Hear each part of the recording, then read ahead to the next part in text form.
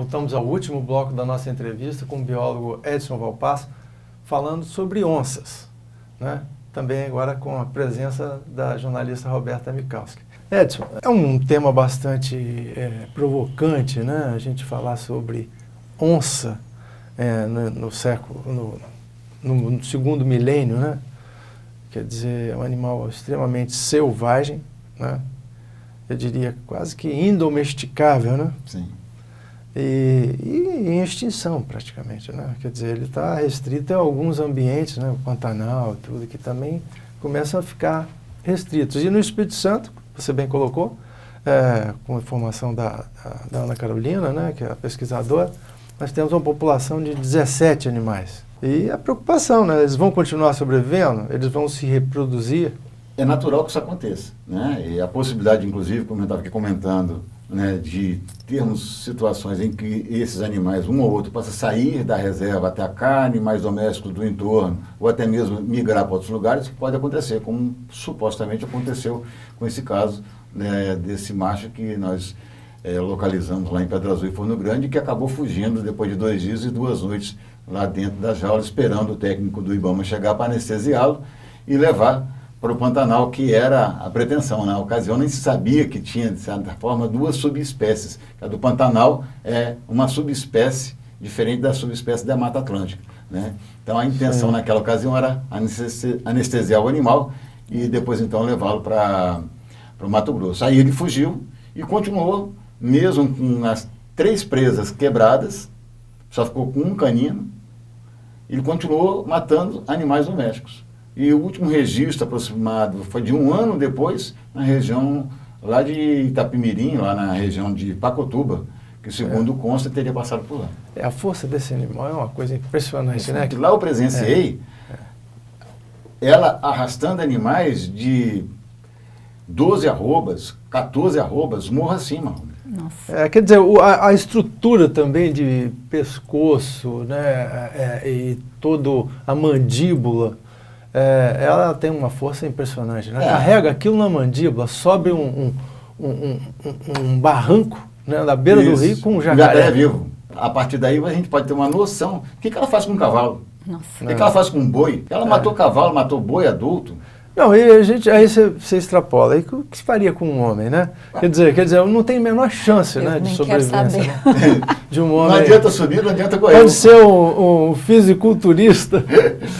Dizem que a única opção que você tem diante da onça é você ficar de pé em frente a ela, né? Ou seja, você tentar gesticular, fazer algum movimento que possa parecer ser maior que ela, né? Mas há mais registros, pelo que a gente pesquisou, de onça parda atacando homens, do que ser humano, do que onça pintada. Inclusive, ela vem desde da América do Norte, né?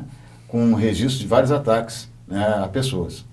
Falando um pouco das características dela, né? O que faz com que ela fique, por exemplo, ela não saia, por exemplo, lá de Soretama? Você falou que tem trilhas educativas. Como que a gente pode visitar essas trilhas sossegado, que não vai aparecer uma onça? E como que a gente, né, pode tentar controlar que ela não saia daquele habitat?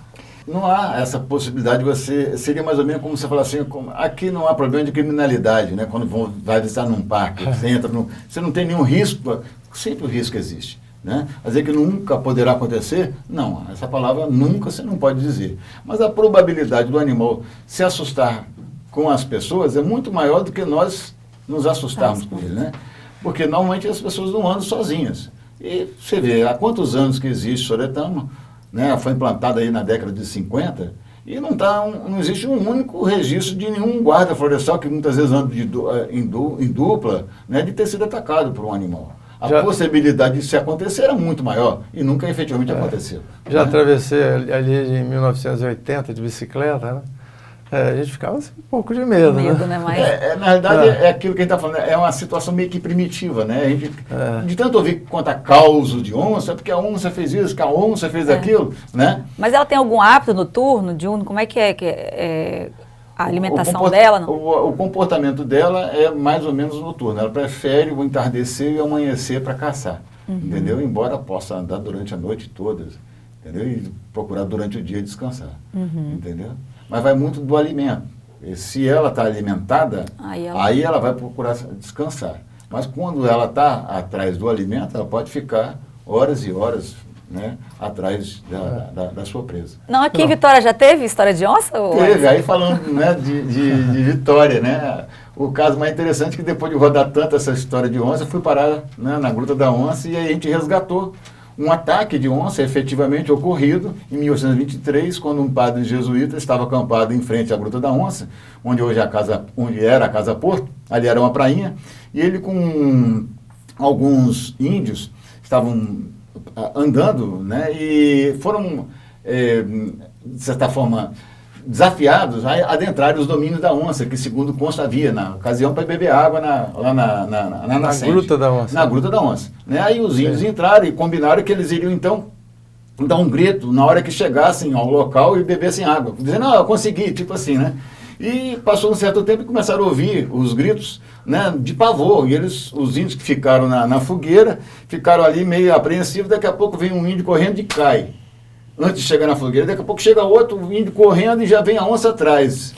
E essa cena, ela aparece hoje nos vídeos que a gente fez sobre a Gruta da Onça, num desenho, replicando esse fato verídico que foi identificado no livro do Tombo, em Portugal. Então isso ocorreu de fato. Os 3 índios supostamente teriam morrido nesse ataque da onça e os que sobraram lá caíram dentro d'água e foram nadando até onde é hoje o Palácio Anchieta. Mas seria também um desafio de adentrar o domínio dela, né? Quer dizer, exatamente, era uma prova de coragem. Entre os índios havia isso. Uma das formas de você desafiar e dizer que era homem era quando você ia desafiar a onça, né? Que é o jaguar. Né? Então, historicamente, entre os índios existia essa, vamos dizer assim, esse mecanismo de comprovar que você era homem de verdade. Né? Então tinha que desafiar a onça. E nessa ocasião, os que desafiaram 3, segundo os relatos desse padre, né, eles vieram a morrer atacados pela onça. Esse é o único registro que eu conheço, efetivamente, no Espírito Santo, de um ataque, né, de onça a pessoas. Teria, supostamente, uma ocorrência também de uma onça parda, também, na ocasião lá em Pedra Azul, que teria atacado um ciclista, caído por cima dele, mas não sei se arranhou, coisa parecida, mas não chegamos a ter contato. Recente isso? Não, na mesma ocasião. Na mesma ocasião. Né, poderia ser essa mesmo?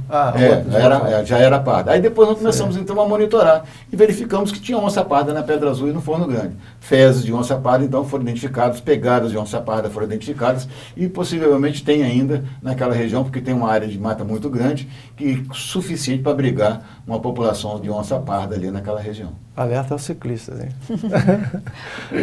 Mas isso não seria um motivo da gente fazer nenhum tipo de alerta, né? Não, jamais.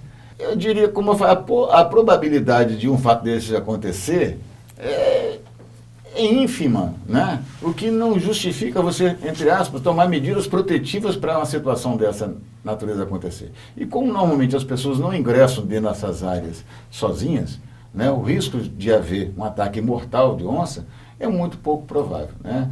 Elas fogem muito mais da gente do que nós delas. E, na realidade, segundo os desenhos, né, quando vê um, vê o outro, sai correndo, cada um com um lado. Né?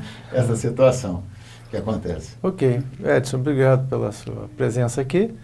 E o debate está iniciado, né? Eu acho que a gente tem que conversar mais, né, sobre isso.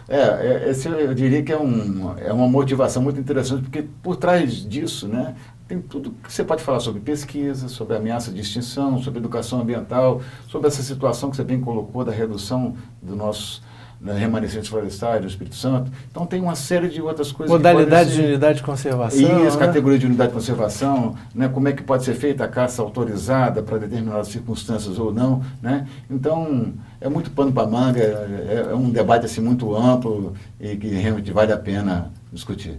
Obrigado. Eu que agradeço a oportunidade. Obrigada. Obrigado, Roberto.